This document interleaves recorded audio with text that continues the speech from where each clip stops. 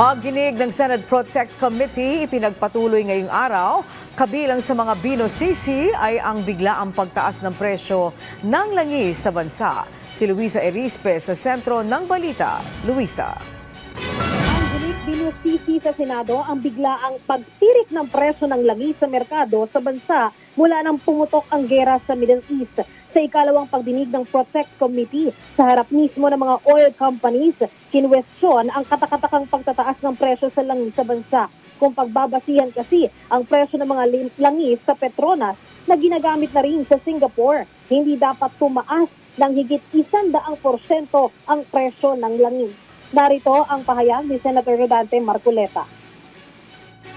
For the war, the price of diesel is 55 pesos per liter.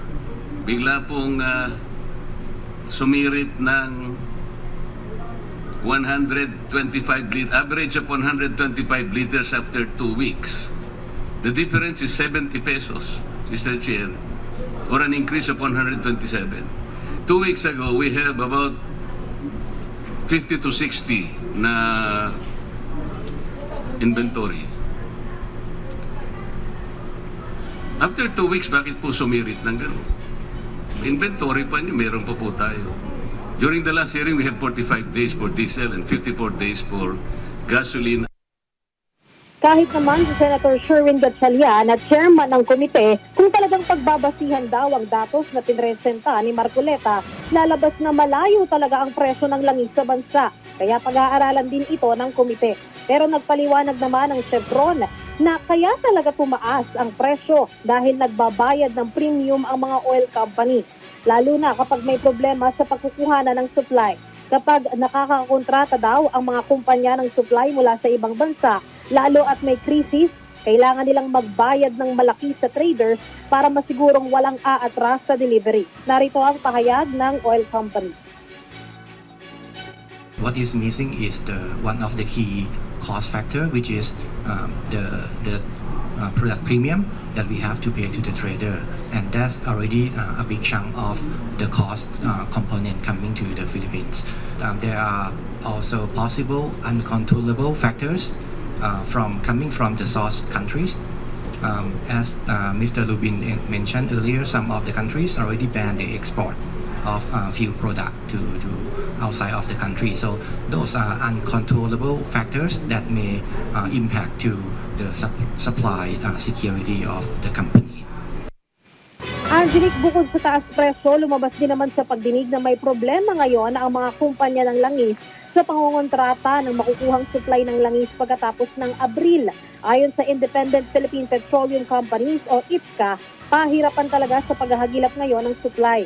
Pero para naman sa oil companies na miyembro ng Philippine Institute of Petroleum tulad ng Petron, Shell at Chevron, pipilitin nilang makakuha pa rin ng supply kahit pa low specification fuel o mga hindi papasok sa standard ng Pilipinas na langis. Nakikiusap na rin sila sa Department of Energy noong nakaraan na i-delay muna ang pagbabayad ng excise tax habang nagsisecure sila ng supply. Samantala, Angelique, kanina ay napag-usapan din ang tungkol nga sa pagpirma ni Pangulong Ferdinand R. Marcos Jr. ng panukalang batas o ng batas na magbibigay sa kanya ng emergency powers para suspendihin o i-reduce ang excise tax. Sabi sa pagdinig ay maaaring sa April 12 o 13 pa maipatupad ang batas dahil nga inakailangan ng 30 days na monitoring bago ito maipatupad. Pero sabi naman ng DBCC gayon din ng Department of Finance at ng Department of Energy ay patuloy na ang kanilang pakikipag-usap sa mga stakeholders, pati na rin sa Pangulo para magbigay ng impormasyon at i-monitor nga ang galaw ng presyo ng crudo sa international o world market. Samantala, Angelique, hindi pa sigurado kung ito na ang huling pagdinig ng Protect Committee ng Senado. Pero nauna nang sinabi ni Senator Sherwin Gatchalian na siyang chairman nga ng komite na pipilitin nilang makabuo ng committee report ngayong linggo. Isusumite ito kay Senate President Vicente Soto III at kay Pangulong Ferdinand R. Marcos Jr. para magamit o makatulong sa pagbuo ng contingency plan sa pagdugon sa energy emergency ng bansa. At yan muna ang latest. Balik muna sa iyo, Angelique. Maraming salamat, Luisa Erispe.